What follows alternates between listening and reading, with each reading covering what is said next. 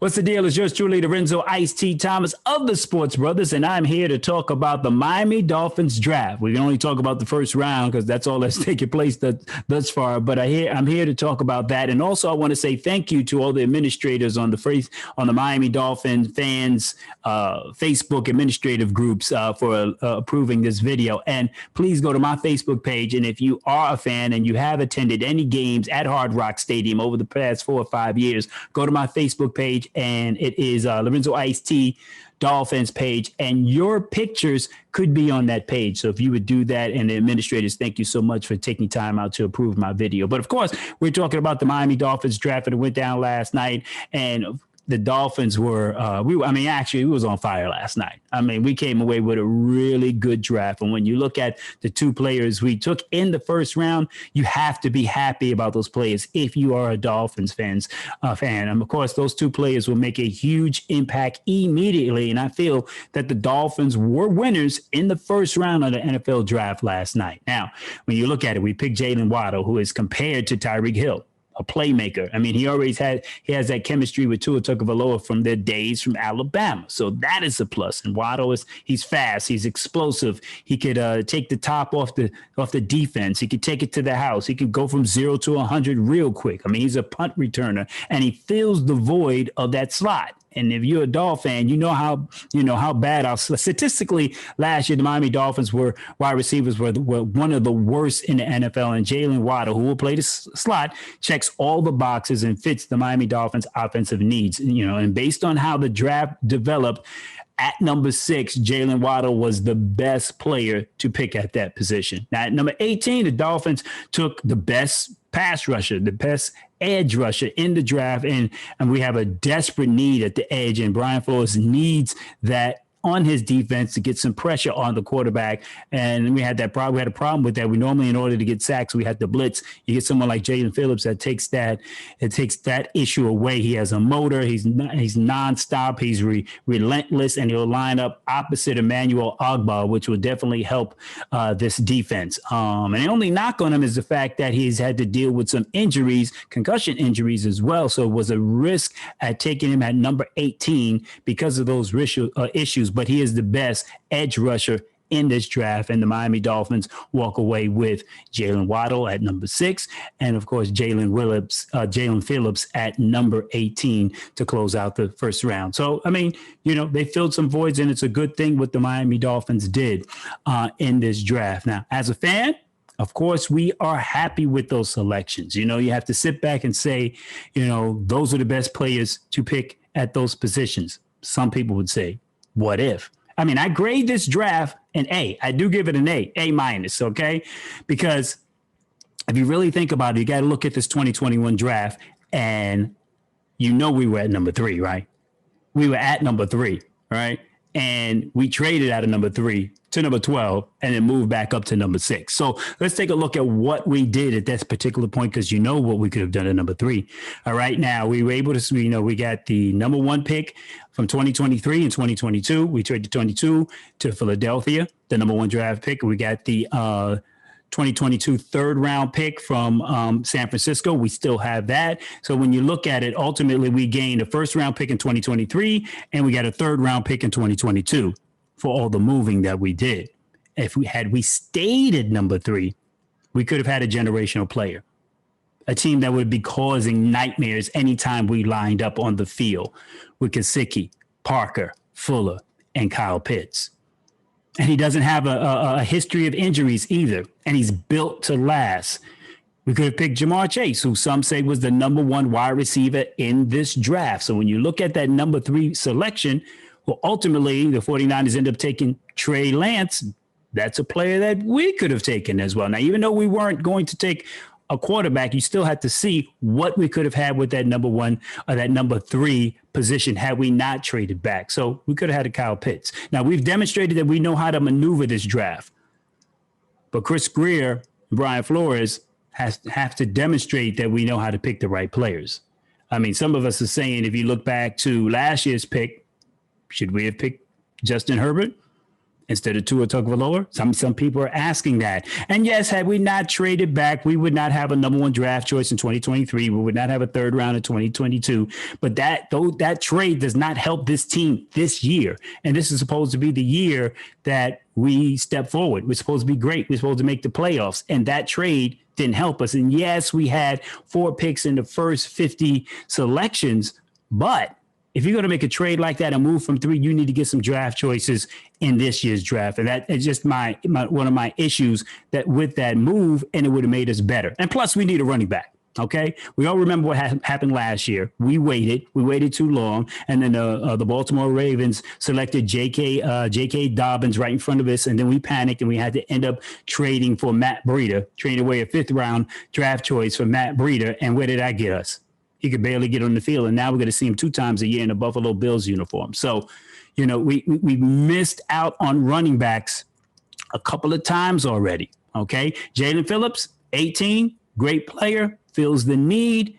But it wouldn't have been a need if we didn't trade away Shaq Lawson.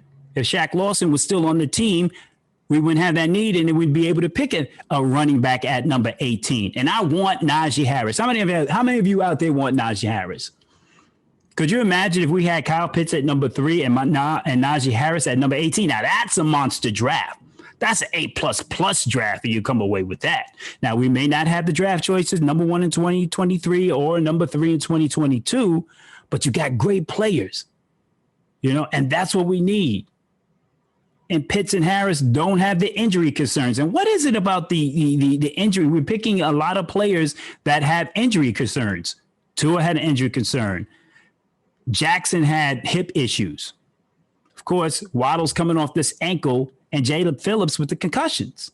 So I don't know. It's just something you have to evaluate. Is all these players that have some concerns with stay at 3, get Pitts, get Najee Harris, and keep it moving. So, it is what it is. And going into, the second round, the Dolphins have the 4th pick and the 36th pick overall. Now, the Dolphins pick behind the Jaguars, the Jets, and the Falcons. Jaguars have already picked a running back, right? The Jets and the Falcons both, they did pick a quarterback, but I don't think they're going to pick, they got a quarterback and a running back. Etienne, they picked him. So they're not going for a running back in the second round. The Jaguars already picked their running back. But yes, the Jets have crucial needs and concerns, but they could also pick a running back. The Falcons' most important holes are on defense, but, and they might pick a quarterback, but they could also pick a running back with their second pick. So here we are as Dolphin fans praying that the Jets don't select the running back so we can get Javonte Williams. That's who we need in this year. You want to make this draft a slam dunk, you go and get Javonte Williams. We don't want to hear that go. We don't want to have that same scenario from last year where we waited to see if we were going to get a running back. And then the Ravens, you remember that? The Ravens picked a running back and then we missed out on running back. And then we, when it did the Matt Breida, we don't want that same scenario all over again. Javonte Williams is one of the top available players right now in this draft. And the Dolphins should be doing everything they can to try to trade up with Jacksonville from 36 to 33 to make sure they jump the New York Jets and get in front of them to get that running back that they didn't get in the first round. I don't mean to sound angry, but we basically demonstrated we know how to manipulate the draft, but we have to show them that we know how to pick the right players. So if you go back, let's look at last year's draft. Let's look at the first round. We picked Tua. We could have picked Justin Herbert. Austin Jackson came to us in the Mika Fitzpatrick trade. Does that seem like an even swap? Not necessarily, but if he goes on to be a starting left tackle for a long time, then that's a good trade. But right now, that's not debatable, and then you got to look at the health concerns. Austin Jackson was having some health concerns in college, and Tua was having a hip injury. It seems as if we got this obsession with players dealing with injuries coming out of college. Waddle had an ankle. Jaylen is dealing with concussion. So, when you say this, you look and say, hey, we stayed at 3, we have Pitts or Chase or maybe even a quarterback, and the Dolphins say that Waddle was their number 1 wide receiver on the board, number 1 wide receiver, but the number 1 player was probably Kyle Pitts.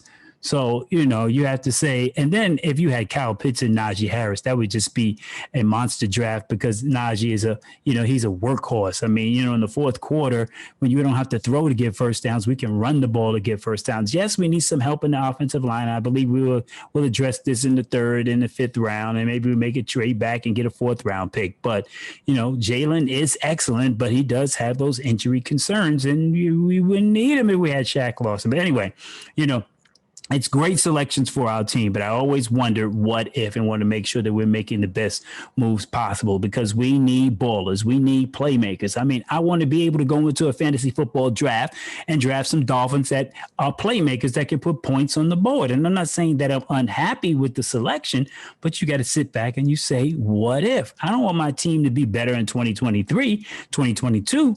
Well, I do, but I want them better now. Now's the time that we need to be moving forward, not taking a step back. So that's why you pick the ballers right now, But I think the move back from 3 to 6, it is all about money. It's going to cost less to pay the number 6 pick than it is the third pick. So if you're trying to save money, you're trying to get under the salary cap. Oh, I'm sorry, you're trying to get enough money so you can pay your rookies. So you got to lower your salary cap. Then you move back a little bit. And that may have been one of the main reasons why the Dolphins made a move like that. And now you got Jaylen Waddle, who plays the slot, which is a good thing. And he's also a special teamer, can return punts. What does that say? And I know we all remember that picture of Jakeem Grant and Albert Wilson running down the field together, scoring a touchdown. I think that was against against the Oakland Raiders, high-fiving one another. We all remember that play. Well, that is a distant memory now, and it may be time to, free up some of that salary, So, yeah, because now Jaylen is doing 2 positions instead of 1. So that frees up another roster spot. And that may be the whole reason why they made the moves that they made, because they needed to lower the salary cap. So, one of the main reasons may have been all about money and that price tag to why they moved back. And that's why they got rid of Eric Flowers, that $10 million salary, $10 million every year.